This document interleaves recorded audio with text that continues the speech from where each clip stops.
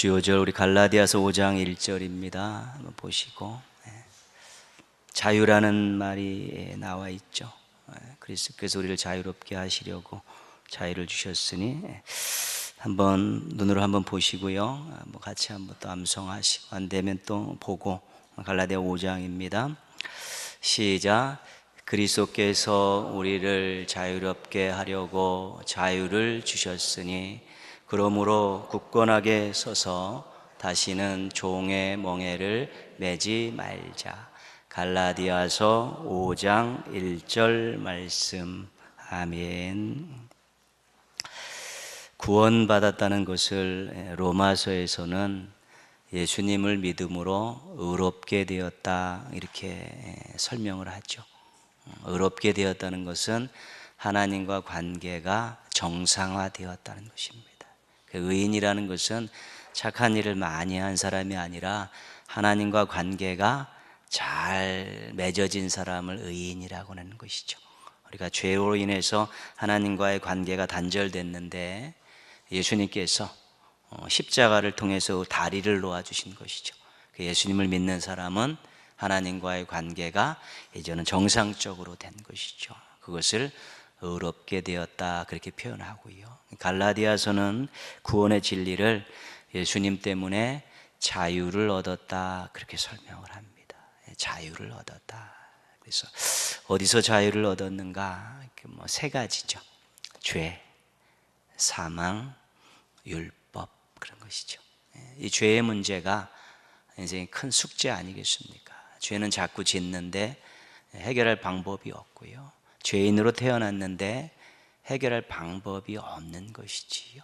이게 늘 죄에 대한 문제는 우리의 인생의 큰 짐이죠. 왜냐하면 자기가 완벽하게 또 의롭게 살 수 있는 사람들도 없기 때문에 그렇죠. 예수님께서 십자가에 달려 돌아가심으로 우리 죄인 된 우리의 근본적인 하나님과의 떨어진 관계들을 회복시켜 주시고, 또 우리가 예수 그리스도의 이름을 가지고 또 회개하고 또 다시는 그러지 않겠다고 결단하고 또 삶 속에서 돌이켰을 때 또 우리 죄의 문제들이 이제 해결이 된 것이죠. 그래서 죄가 우리를 억누르고 있고요. 죄 때문에 우리가 죽을 수밖에 없죠. 죄의 싹은 사망이었기 때문에요. 그 문제를 예수님께서 다 해결해 주셨기 때문에 더 이상 죄가 우리의 주인이 될 수 없는 것이죠. 우리가 죄의 종이었지만 이제는 주님의 종으로 신분이 바뀌었기 때문에 그렇습니다. 죽음의 문제는 모든 인간에게 공통적으로 인생의 한순간에 다가오는 것이지요. 피할 방법 없고요. 아무리 용을 써도 여기서 벗어날 방법은 없습니다. 그래서 인생의 많은 두려움과 공포들은 대부분 다 죽음과 관계된 것입니다. 어떤 막 압박을 받고 어려움을 당했을 때 궁극적으로는 죽음 앞에 서는 것입니다. 그게 두려워서, 그게 힘들어가지고 어려워하고 또 난해하고 그런 것이지요. 예수님께서 십자가에 달려 돌아가셨다가 부활하심을 통해 부활의 첫 열매가 되셔서 그 부활의 첫 열매 되신 예수님을 믿는 자들은 육신적으로는 한 번 죽는 모든 사람이 가는 길로 가지만 다시 예수님과 같이 부활한다는 것이죠. 다시 산다는 것이죠. 그런 의미에서 죽음이라는 공포도 우리가 또 거기서 벗어나서 평안을 누릴 수 있게 되는 것이지요. 그래서 이런 것들이 살아있을 때 죄의 종이 아니라 주님의 종이고, 또 인생의 죽음이 공포가 아니라 다시 부활해서 하나님 나라에 영원히 산다라는 이런 것들이 우리의 마음에 평안함을 주고 우리에게 소망을 주는 것이죠. 그것이 자유의 그 증상들인 것이죠. 그리고 여전히 회개하고도 죄책감에 사로잡혀 있고요. 여전히 죄에게 휘둘리고 살고 있고요. 여전히 다시 사는데 소망, 영원한 생명에 대한 소망을 갖고 있지 못하면 여전히 죄와 사망에 얽매여 살고 있는 것이죠. 예수님이 믿음을 통해서 그 모든 것들의 자유를 주셨는데 여전히 그거에 묶여 살 수가 있다는 것입니다. 신앙의 깊이가 더해질수록, 연조가 더해질수록이요, 또 죄에 대한 부분들이 단호해질 수 있고요. 내가 너의 종이 아닌데 내가 너에게 끌려가지 않겠다라는 단호함들이 더 생겨나게 되는 것이고, 정말 예수 그리스도의 이름을 의지하고 정말 통회하고 자복했을 때 그 죄가 용서받았다는 것에 죄책감에 시달리지 않게 되는 것이고요. 내가 한 번은 이 땅을 살다가 언젠가는 이 세상을 떠나지만 우리 주님과 함께 부활해서 영생을 누리게 된다는 것 때문에 우리가 거기 얽매이지 않고 압박받지 않고 평안과 소망을 누리고 살 수 있는 것이, 그것이 자유라는 것입니다. 율법에 얽매여 산다는 것은요, 율법을 행함으로 구원받을 수 있다는 생각입니다. 착한 일을 많이 해야지 내가 좋은 데 갈 수 있다라는 우리의 전통적인 생각들이 전부 그런 유의 압박들입니다.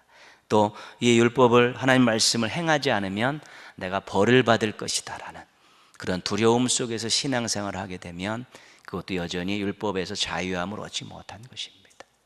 하나님이 우리에게 주신 이 말씀은 무엇을 먼저 주시고 주신 말씀이냐면 구원을 먼저 주시고 주신 말씀입니다. 그래서 구원받은 감격을 가지고 나를 구원해 주신 하나님의 뜻대로 살겠습니다라는 마음을 가지고 말씀을 대하면서 순종하려고 노력하는 것이죠. 이것을 지키지 않으면 구원받지 못하고 이것을 지키지 않으면 하나님께 벌 받는다, 이런 생각을 갖고 살면 율법에 얽매여 살게 되는 것이죠. 늘 두렵습니다. 떨쳐버릴 수가 없습니다. 왜냐하면 이것을 완벽하게 100% 살아낼 사람은 아무도 없기 때문에 그렇죠. 바리새인이라도 안 되는 것입니다. 그런데 정말 하나님이 나를 구원해 주시고 자녀 삼아 주셨는데 나는 아버지 뜻대로 살겠습니다. 왕 대신 하나님께서 나에게 말씀하신 거 제가 순종하겠습니다. 즐거움으로 자발적으로 우리가 순종하는 것이 이 말씀이지, 이것을 행함으로 구원받고 이것을 안 하면 벌 받는다라는 그런 생각을 갖고 신앙생활을 하게 되면 늘 두렵습니다. 불안합니다. 강박관념이 있고 너무 완벽주의로 가면서 신앙의 자유함이 없고 자기 스스로 자기를 얽매이고 사는 것이지요. 자녀가 하나님 뜻대로, 아버지 뜻대로 살다가 못할 수도 있습니다. 그러나 여전히 아버지를 사랑하는 마음을 유지하면서 한번 또 해보겠습니다. 그러면 하나님 아버지께서 거기에서 어떤 폭력적인 그런 행사를 하시는 분은 아니지 않습니까? 내가 믿는다, 한번 더 해봐라. 너의 연약함을 내가 도울 테니까 또 한번 해봐라. 그럼 우리를 격려하셔서 순종케 하시고 복을 주시려는 것이 우리 아버지의 뜻이기 때문에요. 결단코 이것을 행해서 구원받고 이것을 안 하면 벌 받는다는 생각을 갖고 살면 우리에게 주신 자유를 누리지 못하는 것입니다. 그래서 신앙을 이야기할 때 늘 즐거움과 자발성을 하고 늘 강조드리는 이유는요, 즐거움이 없고 자발성이 없으면 하나님 앞에서 하는 일들은 하나님을 기쁘시게 할 수 없습니다. 하나님 나를 구원해 주시고 자녀 삼아 주셨는데, 하나님이 나를 위해서 이렇게 엄청난 은혜와 사랑을 베풀어 주셨는데요, 제가 주님을 위해서 이거 한번 해보겠습니다. 말씀하신 것 한번 제가 순종해 보겠습니다. 그런 흔쾌한 즐거움과 자발성을 가지고 신앙생활을 할 때 그것이 하나님 앞에서 기쁨이 되는 것입니다. 거기에 자유함이 있고요, 그런 하나님과의 귀한 교감을 통해, 교제를 통해서 또 신앙에 더 날개를 달을 수 있게 되는 것입니다. 억지로 하는 것은 절단코 성장이 없습니다.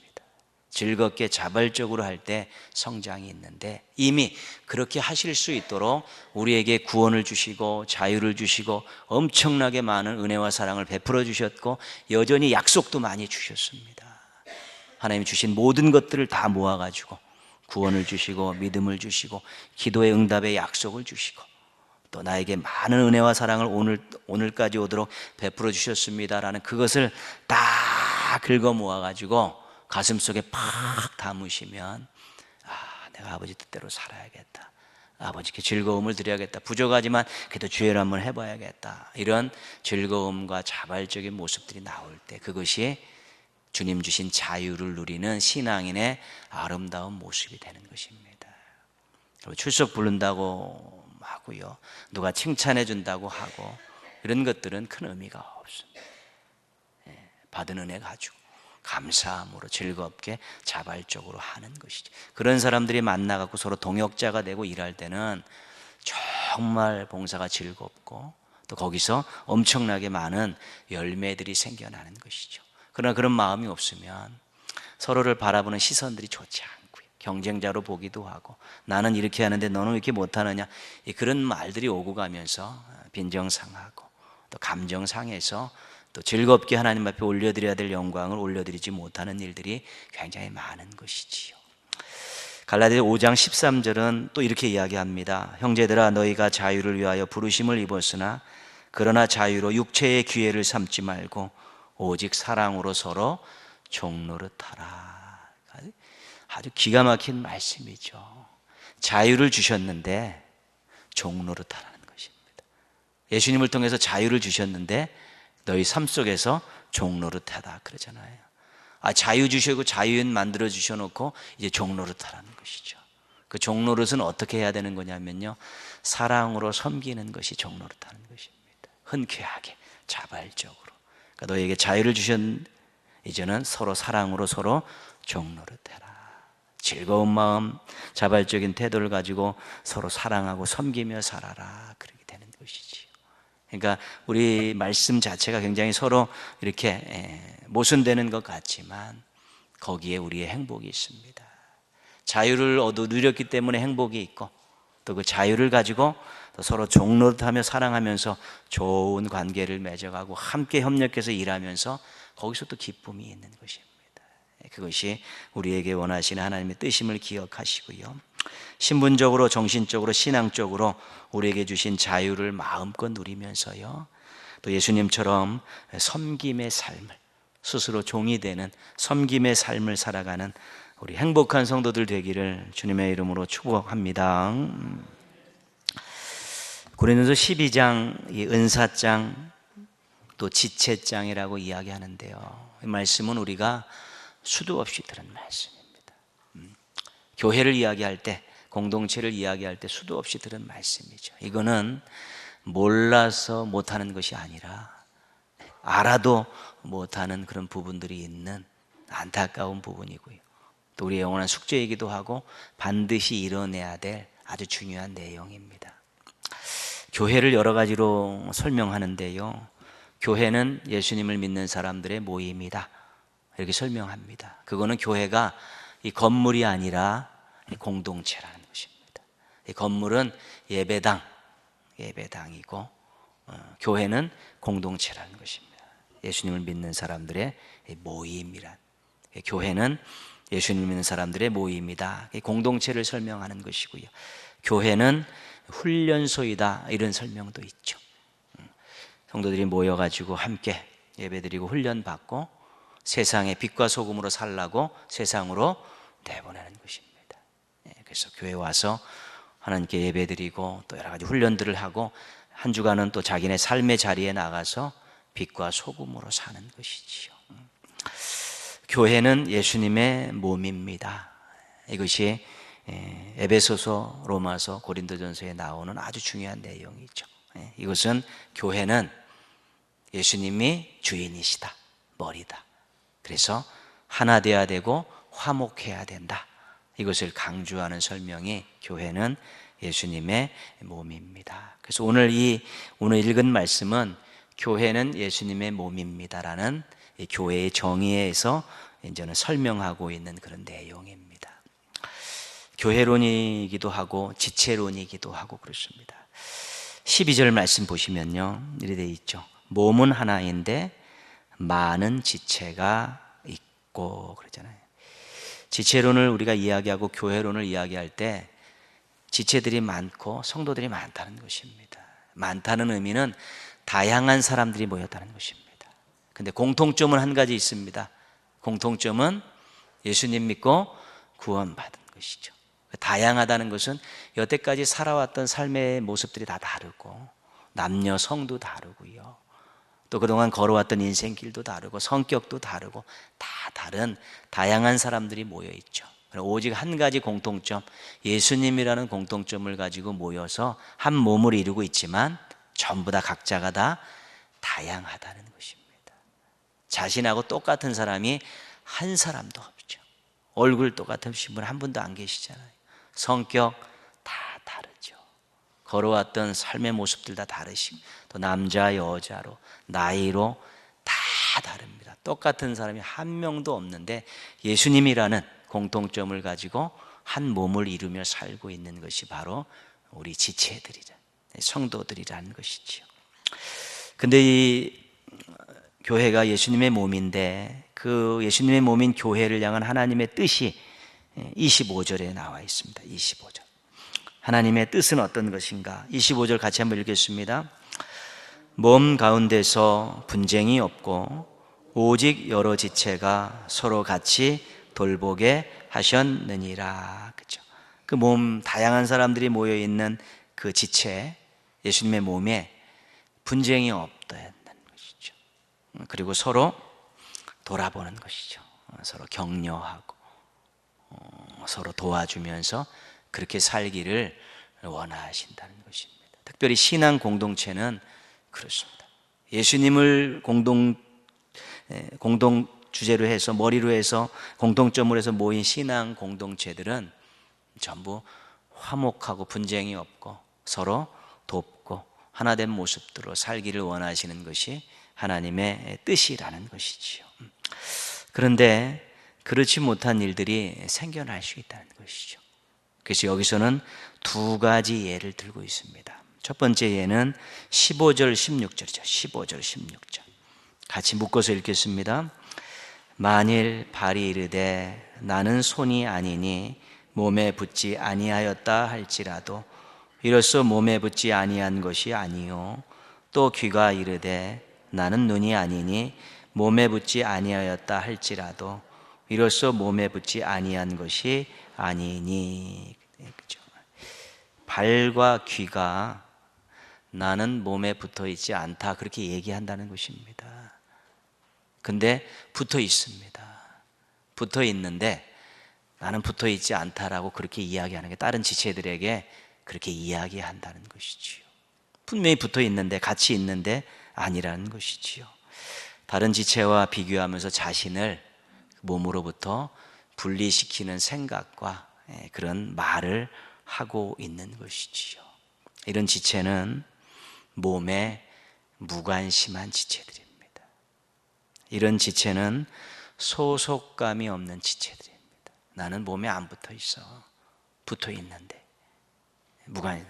몸 자체가 무관심하고 소속감이 없는 것이죠. 다 예수 믿고 믿음을 가지고 나와서 함께 신앙생활하고 있는데 나는 공동체와 다른 지체에는 관심이 없어.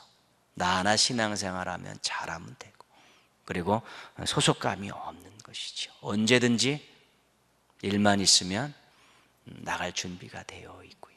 어려운 일이 있을 때 정말 관심을 가지고 또 수고와 희생하면서 같이 문제를 해결할 만한 의지들이 없는 지체들이 이런 지체들이죠. 그래서 무관심하고 소속감이 없는 지체들이 교회의 그 하나됨과 화목함을 방해하게 되는 것이죠. 그래서 여러분, 신앙 공동체에 내가 관심이 있는가? 내가 이 신앙 공동체에 소속감을 가지고 있는가?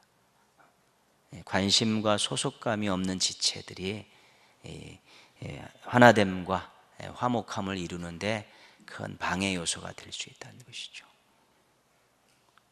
신앙생활하면서 공동체에 다른 지체에게 걸림돌이 되지 않도록 조심하셔야 됩니다. 소속이 됐으면 관심을 가지고 또 소속감을 가지고 어려운 일이 있을 때 같이 해결하고 또 그런 지체들 같이 격려하고 기도하고 또 무언가 어떻게 하면 잘 될 수 있을까? 어떻게 하면 좋은 열매를 맺을 수 있을까? 이런 고민들 같이 하면서 대화하고 협력하는 이런 모습들이 중요한데요. 그래서 무관심과 소속감이 없는 그런 지체가 되어서는 안 되는 것이고요. 관심을 가지고 소속감을 가진 지체들이 교회를 화목하게 하고 하나 되게 하는 중요한 씨앗들이 되고 밑거름들이 될 수 있다는 것입니다. 그래서 관심과 소속감이 없으면 그 공동체에서 영적인 양식을 제공받을 수 없습니다. 그리고 사람을 통해서 주시는 하나님의 놀라운 사랑과 은혜도 경험하기가 어렵습니다. 그래서 성장이 잘 안 되는 것이지요. 그래서 어지 갖다 놔도 마찬가지입니다. 소속감과 무관심하면 아무리 좋은 공동체에다가 갖다 놔도, 거기에 들어가도 거기서 절대 신앙 성장이 없습니다. 소속감과 관심이 있어야만이 말씀을 잘 받을 수 있고, 훈련도 기쁘게 받을 수 있고, 서로 교제하며 사람들을 통해 주시는 도전들, 또 위로와 소망들을 얻을 수 있기 때문에 그렇습니다. 그래서 관심과 소속감 중요한데요, 나는 몸에 붙어 있지 않다. 그래서 무관심과 소속감 없는 그런 지체들이 교회의 화목과 하나됨에 큰 걸림돌이 된다는 것 기억할 수 있어야 되는 것이지요. 21절 말씀, 두 번째 화목과 하나됨을 방해하는 지체의 모습이 21절에 나와 있습니다. 같이 읽겠습니다. 눈이 손더러 내가 너를 쓸 데가 없다 하거나, 또한 머리가 발더러 내가 너를 쓸 데가 없다 하지 못하리라. 그렇죠? 눈이 손에게, 머리가 발에게 너는 쓸데없다, 그렇게 말하는 것입니다. 눈이 중요한 역할을 감당하지 않습니까? 눈이 볼 때 손이 별로 하는 일이 없다고 보는 것이지요. 머리가 발을 볼 때 뭐 그렇게 큰 역할을 하지 않는다고 생각하니까 너는 쓸데없다, 그렇게 말하는 것이죠. 다른 지체를 몸과 분리시키는 생각과 말을 하는 것입니다.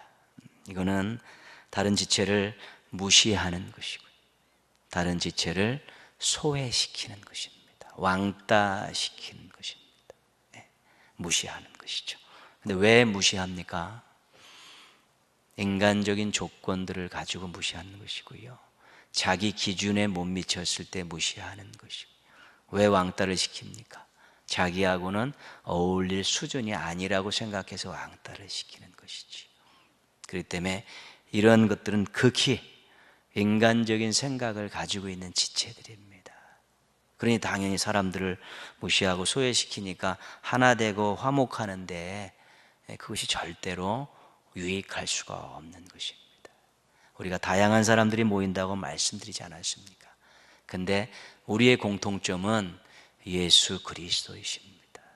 그분을 믿고 구원받고 그분을 섬기면서 그분을 닮아가면서 그분을 따라가는 것이 신앙 공동체의 모인 목적입니다. 다른 것들은 다 다른데 그 다른 것들을 기준 삼아 가지고 무시하고 소외하는 일들이 교회의 하나됨과 화목함을 방해할 수 있다는 것입니다.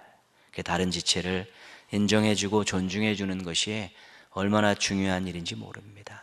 그래야 신앙 공동체가 화목하고 지체들도 서로에게 힘이 될 수 있기 때문에 그렇습니다. 근데 오늘 지체를 이야기하면서 나는 몸에 붙어 있지 않다,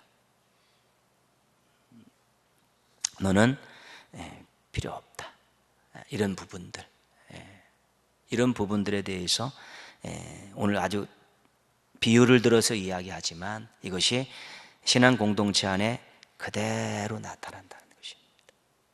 그래서 소속감 없이 또 무관심하게 지체로서 자리를 지키고 있는 분이 있고요, 다른 지체들을 무시하고 왕따시키는 이런 모습들을 가진 지체들도 있는데, 그거는 공동체를 건강하지 못하게 하고 화목하지 못하게 하고 다른 지체들에게 짐이 되고 상처가 될 수 있다는 것이지요. 그렇기 때문에 반대로 우리가 뒤집으면 어떻습니까? 관심을 갖고 소속감을 갖고 다른 지체를 인정하고 존중해 주면 얼마나 풍성한 열매를 우리가 신앙 공동체 안에서 서로에게서 얻을 수 있는지 모릅니다. 대단한 열매들을 얻을 수 있지요. 그럼 교회 와서 무엇을 얻어가려고 하십니까? 교회 와서 뭘 선물로 받고 가려고 하십니까? 와서 하나님 앞에 자신을 다 드리면서 우리 하나님이 자신을 위해서 어떤 일들을 하시는가, 그 사랑과 은혜를 돌아보면서 행복한 것이고, 함께 예배드리고 함께 신앙생활하는 지체들로부터 서로 격려받고 사랑을 확인하고 협력하는 모습을 통해서 그게 우리가 굉장히 내 주변에 나를 사랑하고 나를 인정하고 나와 함께하는 사람들이 많다, 이런 것 가지고 집에 돌아가는 것 아니겠습니까? 그러니까 집에 가는 발걸음이 무거운 이유는 무엇입니까? 예배는 드렸는데 하나님이 받으신 것 같지 않고 졸다가 다른 생각하다 가고, 또 다른 성도들과 조금 대면 지나고 또 조금 다툼이 있고 그 집에 돌아가게 될 때 그 발걸음이 얼마나 무겁습니까? 그 마음이 얼마나 아프고 집에 가도 일주일 내내 편치 않지 않습니까? 그러니까 우리가 신앙 공동체 안에 나와가지고 하나님으로부터 은혜 받고 또 함께 신앙생활하는 지체들로부터 참으로 사랑을 확인하고 이러면서 그거에 집으로 돌아가서 일주일 동안 또 멋지게 사는 것 아니겠습니까? 최고의 선물입니다. 최고의 선물이죠. 그래서 그런 부분들이 잘 되는 공동체에 오고 싶죠. 함께 하고 싶은 마음이 있죠.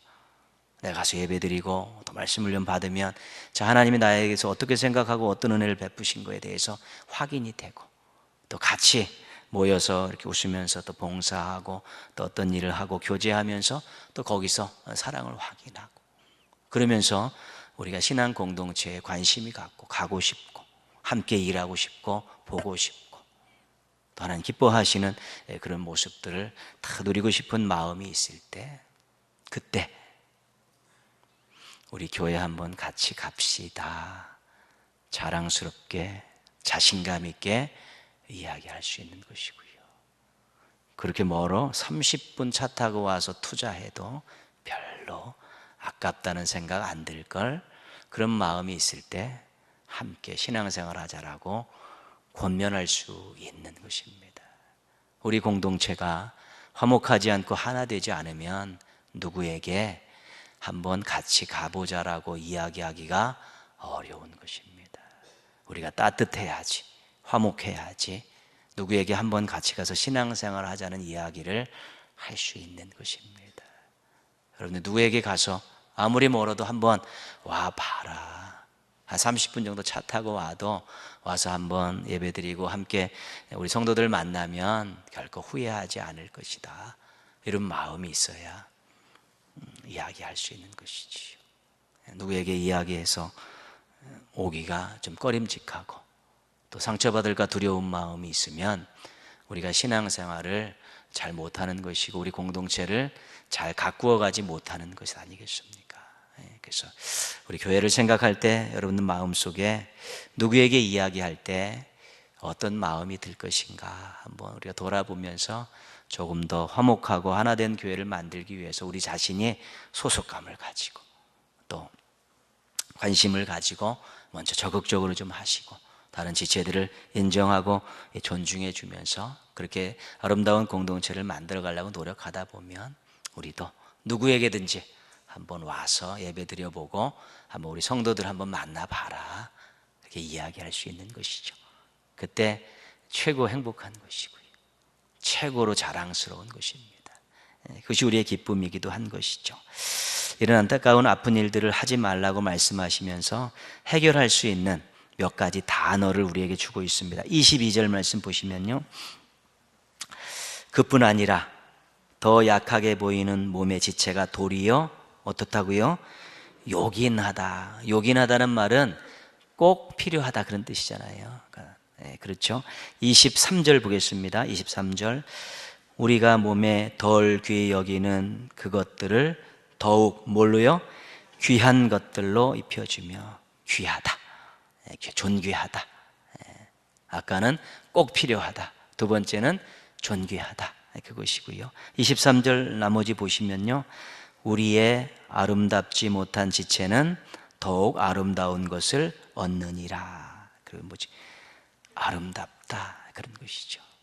그러니까 여러분이 어디 가서 공동체 생활을 할 때 그 공동체에 잘 적응하고 아름다운 공동체를 만드는데 가장 중요한 것은 사람을 어떻게 보느냐는 것입니다. 사람을. 그래서 필요한 사람입니다. 존귀한 사람입니다. 아름다운 사람입니다. 우리 신앙의 공동체에서는 그렇게 보라는 것입니다. 꼭 필요한 사람입니다. 존귀한 사람입니다. 아름다운 사람입니다. 우리가 겉으로 볼 때는 우리의 이 모습이고요, 또 나름대로 이야기하고 교제하다 보면 자기의 습관들이 다 나오게, 성격들이 나오게 되어 있죠. 근데 잘 잘 살펴보면 존귀한 사람들입니다. 왜 존귀합니까? 하나님의 자녀들입니다. 하나님의 백성들입니다. 그래서 존귀합니다. 아이들이 여러 가지 면에서 어른들보다 떨어지지만 그들의 믿음의 고백이 분명하면 존귀합니다. 하나님의 자녀이기 때문에 그렇습니다. 지체라는 것은 이 몸에 어느 하나 필요 없는 것이 없습니다. 다 있기 때문에 하나님이 만드신 것이지. 그렇기 때문에 지체 안에 있는 그 어떠한 사람들도 필요합니다. 지금 당장 상시적으로 필요한 사람도 있지만 또 위험할 때 필요한 사람이 있고요. 어떤 일이 있을 때 필요한 사람이 있는 것이죠. 그렇지 않습니까? 살림할 때요, 매일 밥 먹는 밥그릇 국그릇 있지만 손님 올 때 쓰는 거 있고요. 그릇 그렇게 많이 두지만 불필요한 것들은 버리게 되어 있는데 언젠가는 꼭 용도가 있기 때문에 필요 있는 것입니다. 그래서 상시적으로 필요한 그런 부분도 있지만 또 교회에 중요한 때, 필요한 때, 또 적절할 때 필요한 것입니다. 지체이기 때문에 그렇습니다. 필요한 것입니다. 그리고 아름답습니다. 왜요? 하나님이 함께 하시는 인생들이기 때문에 그렇습니다. 그래서 우리 신앙의 공동체 안에서 필요합니다, 존귀합니다, 아름다운 마음을 자꾸 가지려고 노력하시고 서로 그렇게 바라보게 될 때 우리가 서로 존중히 여기고 인정해 주고 서로 협력하면서 그렇게 아름다운 공동체를 만들어갈 수 있게 되는 것입니다. 한번 말씀드렸지만 사람을 통해 주시는 은혜가 엄청납니다. 하나님께서 여러분 나타나셔가지고 등 들여 주십니까? 하나님 나타나서 여러분들에게 무슨 말씀, 음성 들려주십니까? 하나님이 주시는 것은 전부 무형입니다. 감동하심으로 또 역사하심으로 주시는 것이지만 사람을 통해 주시는 것들은 다 유형이죠. 서로 얼굴 바라보고 서로 손잡고 함께 땀 흘려 일하고 어려울 때 찾아와 손잡아 기도해 주고 그런 것들을 사람을 통해 주시는 은혜가 너무 많은데 그렇다면 내가 필요한 사람입니다, 존귀한 사람입니다, 아름다운 사람입니다라고 사람을 그렇게 보면 그 사람들은 모두가 다 은혜의 통로가 되는 것입니다. 근데 이 사람은 이래서 안 됩니다, 저 사람은 저래서 안 됩니다, 이 사람은 이래서 안 됩니다라고 다 잘라버리면 그것은 은혜의 통로를 다 잘라버리는 것입니다. 사람을 통해 주시는 은혜가 측근 몇 명을 통해서밖에 못 얻는 것이지요. 은혜의 통로가 엄청나게 많이 개설을 해놓으면 이 사람을 통해서는 이런 도전을 받고 이 사람을 통해서 이런 또 위로를 받고 이 사람을 통해서는 또 이런 사랑을 받고 그러면서 사람을 통해 주시는 하나님의 은혜를 엄청나게 누릴 수 있는 것이지요. 그렇기 때문에 우리가 인간적인 눈으로 서로 지체들을 보지 마시고 신앙의 눈으로 보면서 하나님의 자녀이기 때문에 존귀하다, 하나님께서 같이 만나서 함께 신앙생활하게 하셨을 때는 무언가 반드시 필요하기 때문에 만나게 해주시고 함께 하게 해주셨다. 그리고 저 인생을 하나님께서 늘 함께 하시며 새로운 미래를 향해 이끌어 가시기 때문에 아름다운 인생이다, 이런 생각들을 가지시고 어떻게 하면 서로 좋게 지내고 어떻게 하면 서로 협력하며 살고 어떻게 하면 서로 아름답게 살까를 고민하고 연구하고 노력하다 보면 우리가 사람을 통해 주시는 은혜도 많이 받고 그 지체들끼리 협력해서 아름다운 교회들을 만들어가는 것입니다. 여러분, 이 공동체 안에서 영적 양식을 먹고 있다면 그렇게 하셔야 되는 것입니다. 잠시 머물다가 갈 거 아니면 그렇게 하셔야 된다는 것입니다. 믿음의 뿌리를 내렸으면 정말 여기서 아름다운 공동체를 만들고 서로를 존귀하게 여기고 필요하게 아름답게 여기면서 서로 사랑을 주고받는 그런 모습들을 실천해야 된다는 것입니다. 그래서 하나님으로부터 주시는 은혜도 많이 받지만 사람으로부터 주시는 은혜도 많이 받고 그리고 아름다운 공동체를 만들어 하나님의 뜻을 이 땅에 펼쳐가는 그런 놀라운 일들도 우리의 경험하는, 또 그 속에서 함께 일하는 일꾼의 삶도 우리에게는 꼭 필요하기 때문에 그런 것입니다. 26절 한 절 읽고 마무리 짓겠습니다. 26절 같이 읽겠습니다. 만일 한 지체가 고통을 받으면 모든 지체가 함께 고통을 받고 한 지체가 영광을 얻으면 모든 지체가 함께 즐거워하느니라. 늘 말씀드리는 동고동락입니다. 그래서 우리 지체들을 귀하게 여기고 그 다음에 함께 동고동락하는 이것을 우리가 지체의식이라고 이야기하는 것입니다. 함께 신앙생활하는 지체는 귀한 분들입니다. 그리고 나는 그 귀한 분들과 함께 동고동락하겠습니다. 이것이 지체의식입니다. 그 신앙 공동체는 지체의식을 가진 사람들이 많을 때 건강합니다. 그리고 성장합니다. 여러분, 교회를 성장시킨다고, 전도를 많이 한다고 교회가 성장한다고 생각하지 마십시오. 전도는 우리가 복음을 전할 때 하나님께서 그 마음을 만져주시고 또 우리하고 연관이 돼야지 교회에 오는 것입니다. 하나님이 그를 회개를 받고 그의 마음을 받고 믿음을 주셔서 어디로 보내실지는 모르는 것이지요. 그러나 우리가 지체로서 지체의식을 가지고 아름다운 공동체를 만들기 위해 노력하면서 복음을 전하고 그러면서 사랑을 베풀며 살아가게 될 때 우리 하나님이 주시는 것들로 아주 건강하고 단단하고 아름다운 그런 공동체가 만들어져 가는 것입니다. 사람이 아무리 많으면 뭐합니까? 얼굴도 모르고 이름도 모르고 서로 마당에서 만났는데 목례조차도 안 하고 대면 그냥 어디 야구장 갔고 극장 갔다 나오다 함께 공연 본 사람 모양 그냥 그렇게 댕기면 그게 뭐 신앙 공동체입니까? 아니지요. 그렇기 때문에 나가면서 마당에서 또 식당에서 화장실 앞에서 보는 분들 그래도 한번 웃고 인사 한번 하시고 또 예배에서 옆에 모르는 분이 있으면 통성명도 자꾸 하시려는 그런 노력들을 하셔야 되죠. 이름도 모르고 인사도 안 하는데 그게 무슨 지체입니까? 그게. 그렇기 때문에 교회가 너무 커져서 문제가 아니라 그 안에서 서로 지체의식을 갖는 사람들이 없어서 문제인 것입니다. 아무리 커도 지체의식을 가지고 있으면 교회는 건강한 것입니다. 근데 지체의식이 없기 때문에 건강하지 않은 것이지요. 서로를 존귀히 여기고 동고동락하겠다는 이 지체의식을 가지고 정말 건강한 공동체 만들으셔서 우리 신앙 공동체 안에서 여러분도 큰 신앙의 열매를 거두시고 또 함께 모여서 하나님 기뻐하시는 아름다운 사역을 잘 감당하는 우리 교회 만들어서 하나님께 영광 돌리고 멋지게 한번 살아보시기를 주님의 이름으로 부탁드리겠습니다.